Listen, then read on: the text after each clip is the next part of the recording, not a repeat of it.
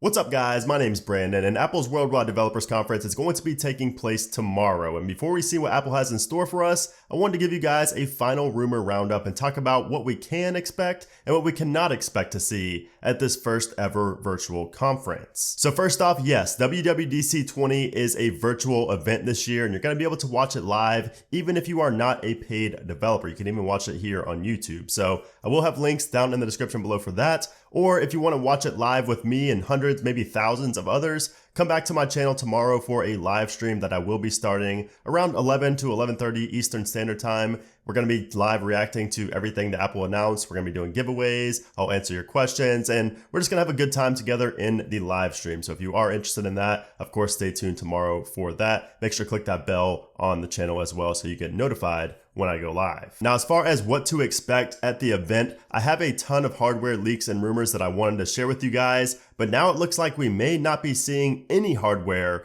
announced at this event whatsoever. So this was pretty shocking news this morning, and this came from John Prosser over on Twitter, who said this: looking like any possible hardware has been scrapped for WWDC tomorrow. Might be wrong about this one, would love to be wrong. I'll be surprised with all of you either way. And then Max Weinbeck said a very similar thing. He said, I have two sources tell me no hardware for WWDC tomorrow. They aren't on WWDC related teams, but heard it through the Apple grapevine. I take this with a grain of salt, but thought it was worth mentioning. So that is super disappointing to hear, but it's not like Apple hasn't done this before. So what I take from this is that Apple might just be doing the good old press release announcements for the new iMac, the AirTags, the iPads, the HomePod Mini, the Apple TV, and all the other products that we were hoping to see announced at this conference. So we're probably going to see those press releases when the products are actually closer to being released, because most of the things that were going to be announced today or tomorrow anyways at the conference were going to be released later on in the year. And also keep in mind that this is a software-based event. So this isn't super surprising, but it is pretty disappointing that we may not see any hardware announced at this event. Now, of course, we are definitely going to be seeing iOS or iPhone OS 14,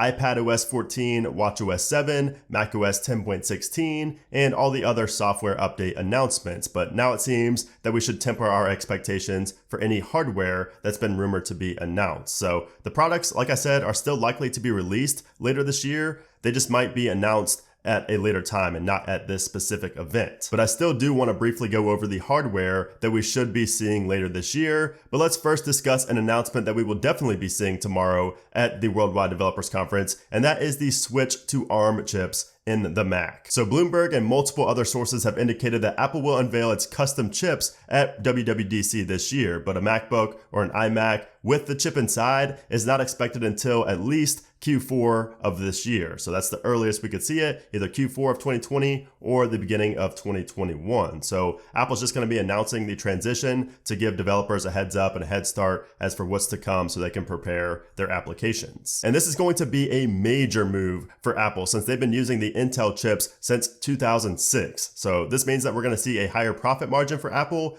but also better performance and better battery life for the MacBook and the iMac. Now, just today, Ming-Chi Kuo reported that an all-new design iMac is launching imminently, and it will be Apple's last new Mac with an Intel CPU inside of it. And he says that starting in Q4 of 2020 or Q1 of 2021, Apple will begin its transition to ARM with the release of the 13.3-inch MacBook Pro. So if you're looking to buy a MacBook Pro right now, I would definitely wait until Q1 of 2021, where you will see a much more powerful MacBook Pro. Now, as for the redesigned iMac, which I'll be discussing here in a moment, it's also going to be switching to ARM at a similar time as the 13.3-inch MacBook Pro. He expects the Mac models to offer performance improvements of up to 100% over the Intel chips. So he says anywhere from 50 to 100% improvements over the Intel chips, which is just crazy. We're going to see much more powerful Macs now with these new chips inside. And speaking of that all new redesigned iMac, this thing is rumored to be a beauty. So for many years, the iMac has had these huge bezels that really just make it look outdated. So luckily it's gotten thinner over the years, but still the big bezels,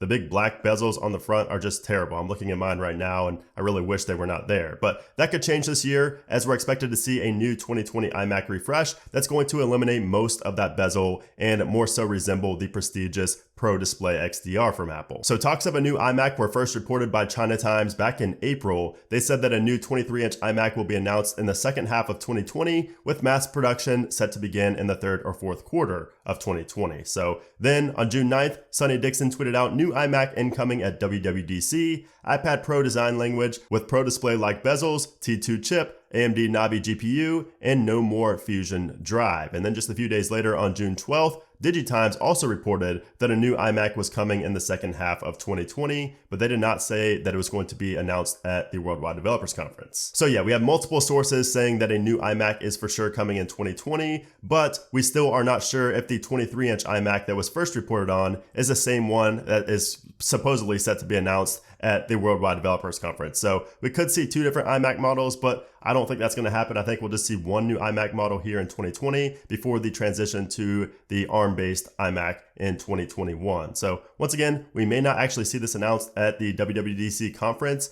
but we could see this later on this year via press release or maybe a small event that Apple will host sometime later this year. But regardless, with no more big bezels, a base SSD drive, the T2 chip, and the Navi GPU, this new iMac should be an instant hit. I think a lot of people will instantly be getting this just because of the design itself. I will also be getting one, but I'm not going to get the maxed out model until the ARM-based iMac gets released in 2021, and I'll probably do a comparison between the two here on my channel. And in addition to the new iMac, we might also see the long-rumored over-ear headphones from Apple get announced, and they're reportedly going to be called AirPods Studio. So Mark Gurman over at Bloomberg first reported on this back in April, and he said that Apple is working on at least two variations of its over-ear headphones, a premium version with leather-like fabrics, and a fitness-focused model that uses lighter, breathable materials with small perforations. As for the design, Gurman says prototypes of the headphones have a retro look with oval-shaped ear cups that swivel and a headband connected by thin metal arms. The arms stem from the top of the ear cups rather than the sides. So it looks like we might have the ability to swap out the magnetic ear pads and the headband over top, which will make these extremely versatile and almost like an Apple Watch, swapping out the bands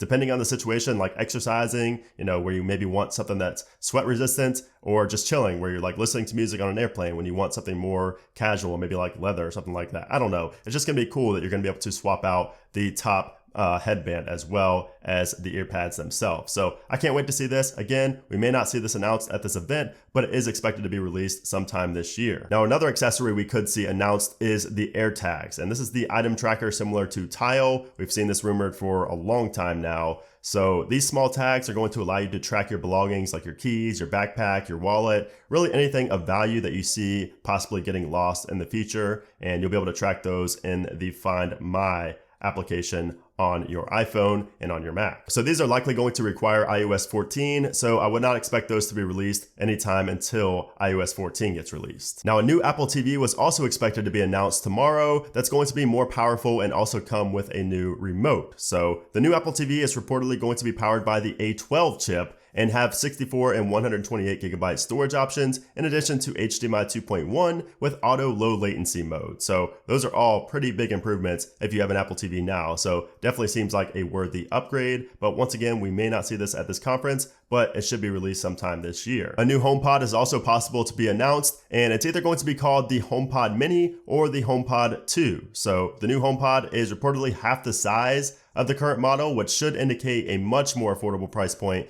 than the $300 to $350 that we saw with the first generation HomePod. Now, AR and VR will also likely be discussed at WWDC, and Mark Gurman just recently reported on how Apple might not be looking just into AR, but also into VR, virtual reality. So we might see the announcement of a VR headset similar to the Oculus Quest, but of course it's going to be made by Apple, so it will likely be a lot better in terms of the technology inside and the UI and everything like that. But we could possibly see that, which will be very, very interesting. Now, we should also be seeing some sort of services bundle from Apple tomorrow. So something that'll include like Apple News Plus, Apple Arcade, maybe Apple Music, just a lot of different services that Apple offers combined into one bundle for a cheaper price overall monthly. Now, as far as watchOS 7 and macOS 10.16, we really haven't had a ton of leaks on these software versions, but they are likely going to follow suit with iOS 14 or iPhone OS 14 and be mainly stability updates more so than feature-packed updates. So of course, you're still going to see a lot of new features and changes, but the main focus from Apple is probably going to be on stability and the overall performance of those software versions. So yeah, guys, that's a brief rundown of what we can possibly expect to see announced at tomorrow's WWDC virtual event. But once again, take the product announcements with a grain of salt, as it appears that there's a chance that no hardware will be announced at this event whatsoever. But even if everything that I mentioned in this video is announced tomorrow, what are you most excited for? Let me know down in a comment below. And of course, if you guys want to watch WWDC 2020 live, I will have that linked down in the description below. But also keep in mind that I will be going live here on YouTube. And a lot of times it's more fun to,